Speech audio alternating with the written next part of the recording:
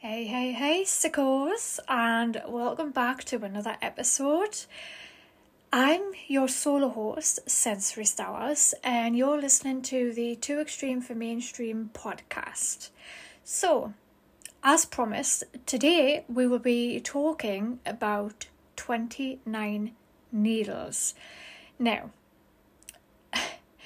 I feel like this is going to be a long one, so grab a beverage, grab some snacks, and sit back and enjoy. So, before we begin, this wouldn't be a Too Extreme for Mainstream podcast if there wasn't any extreme gore, offensive material, or nerve-hitting conversations. But because of this popularity of this podcast and being available on Apple Podcasts and Spotify, I have to stress that this podcast is in no way suitable for anyone under the age of 18 and anyone who is offended with movies that contain extreme gore, extreme violence, extreme sexual violence. So if that's you, quit now while you're ahead. So, for those that are new around this neck of the woods, I am again Sensory Stowers and I'm your solo host on this podcast. However, if you would like to be a co-host, please message me on social media, Sensory Stowers on Facebook and Sensory Stowers on Instagram. Anyway, now for those that are new, I'm from Newcastle upon Tyne, which is in the northeast of England. So yes, I'm a Geordie. I have been a huge fan of horror movies for years, and I'm talking years, from early teenage years, and then in my mid-20s, I discovered the movie Flowers. I watched that movie with my dad at his flat, and the rest is history. Now, I have a big support network of family who support my podcast journey, so thanks to them, I built up the courage, and here we are a few years later, and I am so glad I decided to do this podcast because now my podcast is pretty popular and I get messages all the time in my inbox from Instagram, on Facebook, even Twitter. I don't even use it, saying, I really love your podcast. I love listening to it when I'm doing stuff in the house or if I'm in the car, so to know that I've got people all over the world listening to my podcast and listening to this episode right now, thanks to you, I wouldn't be doing this for this long, So thank you again to everybody that tunes in to listen to all these episodes. I really appreciate it. And we have a very unique audience out there, a very special, unique kind of audience, that me and everybody that listens to this podcast needs to be heard as well, So if you have anything at all to contribute to the podcast, because at the end of the day, like I said, it wouldn't be for you. It wouldn't be for this podcast if it wasn't for you listening, and contributing, music for the podcast and stuff. And I am yet to go over all that, by the way, bear with me. I do have a lot going on behind the scenes, behind this podcast and the horror pages and stuff. I do have a life outside of that, and I do have a lot of projects that I'm working on at the minute as well. So with that being said, again, if you have anything to contribute to the podcast, whether it's you are a musician and you want your music featured, or if you are a member of the special effects teams and your work's being featured on a film, if you're a director, an actor, director supervisor, anything, or even if you are a fan of the station Too Extreme for Mainstream podcast, or you're a fan of extreme cinema and I've not mentioned a film that you've seen before that you think deserves to be spoken about, then please send me a message and I will respond to you as soon as I can, and I will write down all of those movies. But I do have my notes on a bit of paper, so if you hear a lot of rustling, that's why. So don't forget anything what I'm going to be talking about. Now, if I were to pick my top 5 favourite extreme films, Now, the reason I'm going to mention my top 5 is because there is a lot of people out there that have come across this podcast that have just, you know, become a fan of these extreme cinema films, and they might not have heard these films. And yes, I've mentioned a couple of them on my podcast, a couple of them I haven't. But, you know, it might be quite insightful for some people. And yeah, I just love these movies. And one of them in particular gave me such an adrenaline rush when I watched it. And I think you'll know which one I'm talking about. If you've been a fan of this podcast or you follow me on social media, you will know which film that is. And because I raved about it. But anyway, so my first film, my favourite film of all time, including non-extreme cinema films, including all action films you can watch, my favourite film of all time is a Serbian film. Now, I have talked about that already.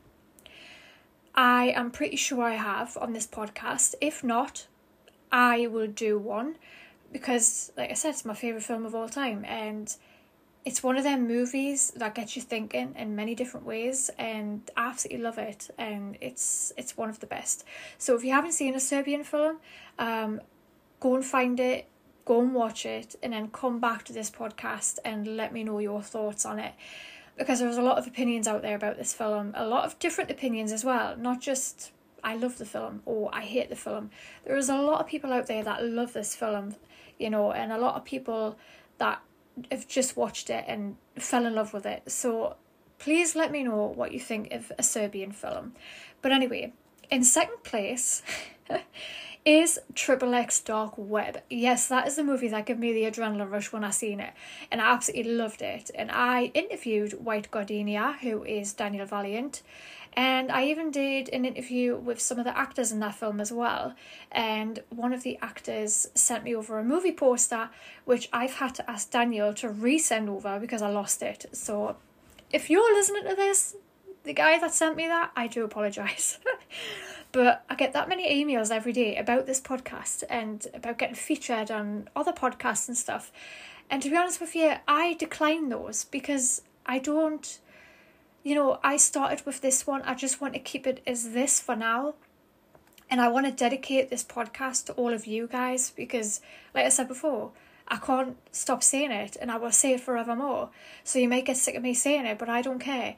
It's because of you guys that I'm doing this still to this day. So again, thank you so much. So then my third movie is Sacrifice. Oh my God. That film, if you like gore, you'll like that one. You need to watch it. And then 29 Needles, which we're talking about today. And also I Cut Your Flesh. Now, if you don't know, in fact, I'm just going to read off my notes first and then we'll get to the I Cut On Your Flesh part of the podcast. But moving on. So just while I stop the podcast there for a second, because I record my podcasts on Spotify for podcasters, and you can stop the podcast at any point and then you can re-record and it'll turn into seconds. Literally not even that for the audience, but it was literally 2 minutes for me because I'm drinking out of my Jack Skellington cup, my cup of black coffee. Yeah, I know, black coffee at 11:30 at night is not a good idea, but I fuel on coffee and I sleep through coffee, so I hope you've got a beverage, by the way. But now, I won't be talking about a Serbian film today, as I was saying, because I'm pretty sure I did a podcast on that. I will check after this. I should know this, you know. But the unedited version. The unedited version. The real me right here. Oh my God. Can you tell I've loosened up a bit on this podcast? I think it's because I'm getting back into these podcasts and I love talking about these films and they give me a little bit of a high. I'm not going to lie. So, I'm coming out my shell, okay? So don't mind me. So anyway, so again, I'm going to check after this podcast if I've done a Serbian film. And if I haven't, I will be doing that one as well and I'll be adding it to my list. So yeah, so moving on, I was pretty damn sure that I recorded Sacrifice as well, and I Cut Your Flesh. Now, I know they're not on the podcast for some reason, but what is on my podcast is an interview I did with Miss Socks. If you've followed the podcast for a while, you'll know I did an interview with Miss Socks. The lead, lovely actress from Sam Hell's I Cut Your Flesh. That's what I was talking about before. Now, pause this episode, go and check out that awesome interview I did with Miss Socks. She is awesome. And of course, you know, oh my lord. What's her name again? I'm really sorry, I've gone blank. Dakota Ironbear, that's her name. I can't believe I went blank with her name there. I do apologise. But Dakota Ironbear, I did an interview with her as well, and she is also amazing to talk to. She is amazing. And they are both really great actresses. Like, honestly, they deserve a medal, like, for what they do in them films. Brilliant. So stop this podcast, go and listen to those interviews and come back to this one. Okay? I'll be right here. Go on then. Pause this. Go and listen. Go on then. Right. Are you back? Great. Now, what did you think of those interviews? Don't forget to let me know what your thoughts are on each episode and tag me on social at Century Stowers. Even hashtag Century Stowers or hashtag Too Extreme for Mainstream Podcast. You know the drill. We're all on social media these days, right? That's how we get around, right? Now, as a side note, before we get into what you've come here for, I am in the process of creating Too Extreme for Mainstream merch. Now, I am going to be talking to Stephen Byro about this. And I did a while ago, but he was that busy. I don't think he got my message, but I will message him again. And I will ask him if he wants to collaborate with this. And if he says yes, then it will go ahead. If not, I will change up, excuse me. If not, I will change up the naming of the merch because I don't want to take the Too Extreme for Mainstream name, if that makes sense. I'm only calling this podcast Too Extreme for Mainstream because I was accepted from Stephen to call it that. So otherwise, if Stephen had said no, I wouldn't have called it this. So thanks to Stephen Byro, the amazing director from Unearth Films. Go and check him out. He's on my Facebook.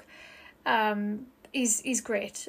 He's a really nice guy, and I spoke a few times to him before, and you know, we vibe quite well, I think.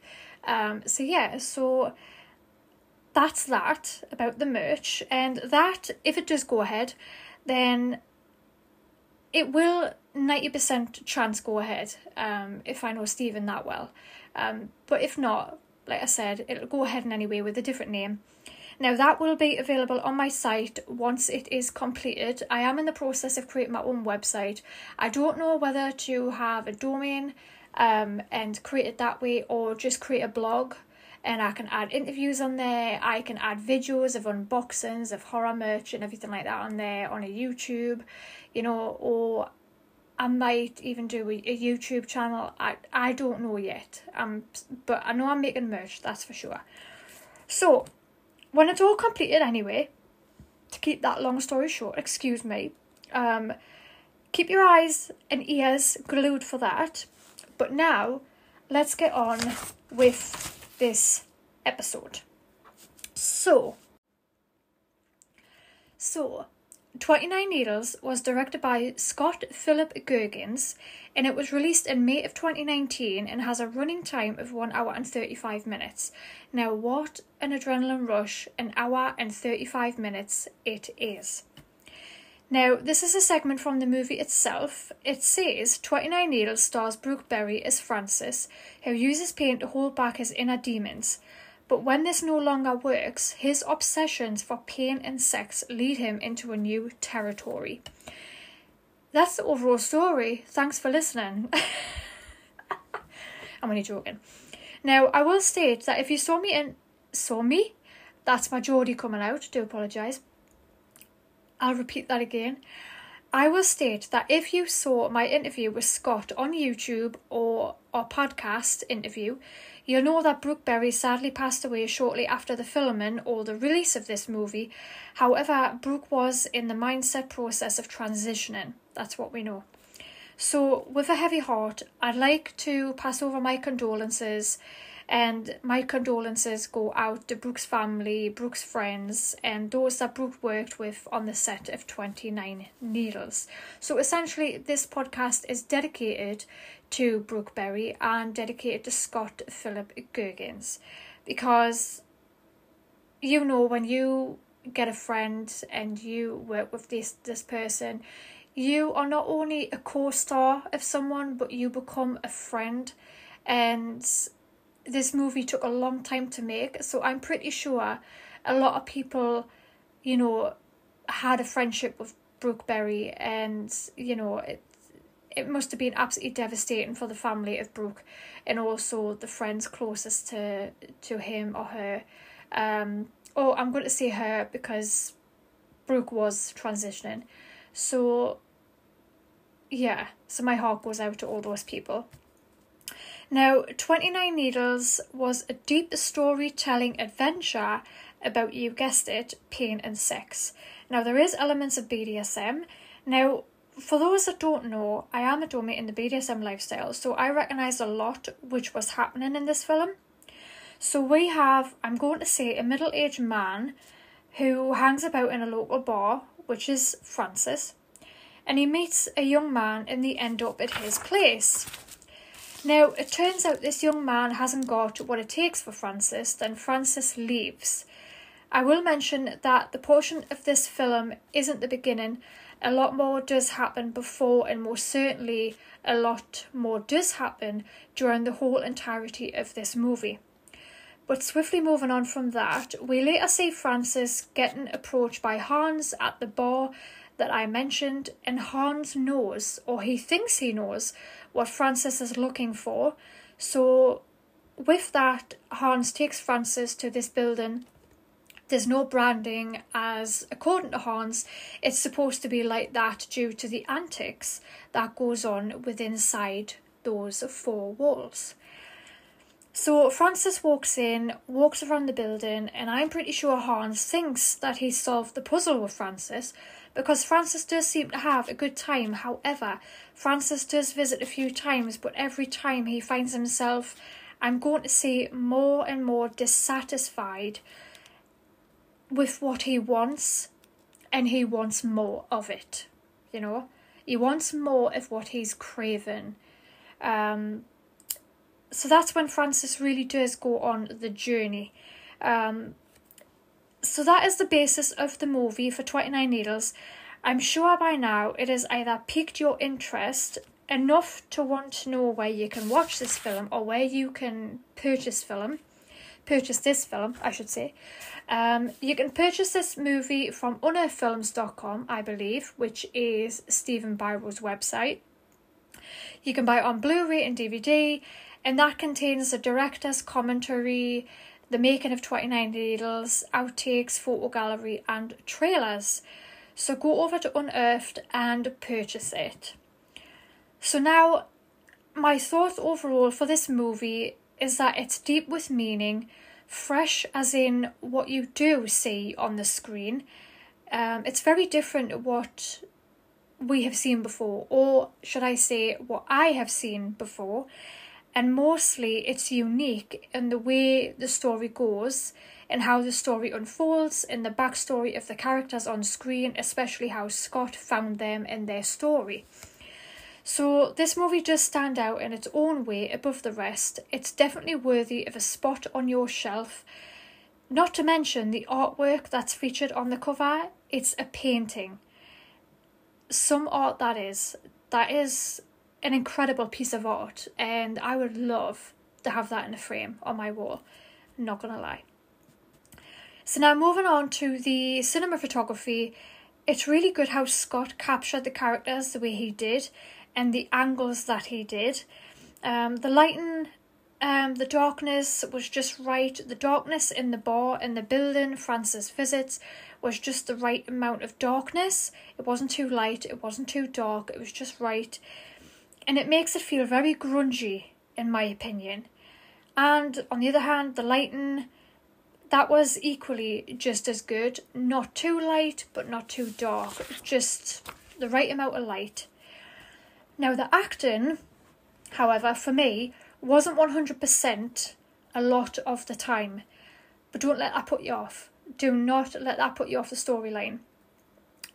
Now, yes, the acting wasn't 100%, but it adds to the movie, in my humble opinion. And not to mention, our actors in this movie aren't award-winning actors in mainstream cinema. That's what you have to remember. So again, the acting might not have been 100%, but like I said, it adds to the whole movie as a whole, I believe. If this acting had been with world-famous actors, I don't think it would have had the same feel and the same way it was portrayed in this film. So, for example, Francis in the bar talking to Hans, it felt like I was actually there in the room with them, which in turn made me feel a part of the movie. So this is why I say the acting wasn't 100%, but it adds to the movie, because you feel like you are with these characters in the movie as the story unfolds. And that is what I love about this film. Now, with the gore side of things, however, and the action involved, there isn't a lot of gore. Now, not as much as a lot of movies that we have seen or we've talked about on this podcast, but the action there is a lot of. And however, this movie I would describe as a build-up. You see a bit of action, then you don't, then a bit of action, then you don't, then a lot of action. So again, it's a build-up for me, and it adds to the movie again.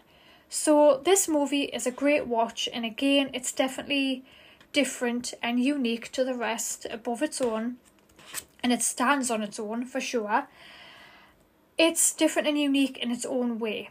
So if I were you, I would go on your journey like Francis, and I would go to Unearthed or anywhere you can buy it and add it to your shelf and be proud of owning this film on your shelf. So now I want you to give me your thoughts in the comments, wherever this is shared. Tag me on social, and tomorrow we will be talking about The House of 100 Eyes, that is directed by Jim Roof, and his lovely wife features in this film with him as well, which is quite a nice duo. And there's a bit of humour in that one, but we're going to be talking about that tomorrow. So let me know if you buy this film, let me know if you have this film, and let me know if you haven't seen it or you have seen it and you're going to buy it, and yeah, just whatever. So I hope you enjoyed this episode. Please let me know what your thoughts are, and I will catch you on the next one. Bye. Mwah.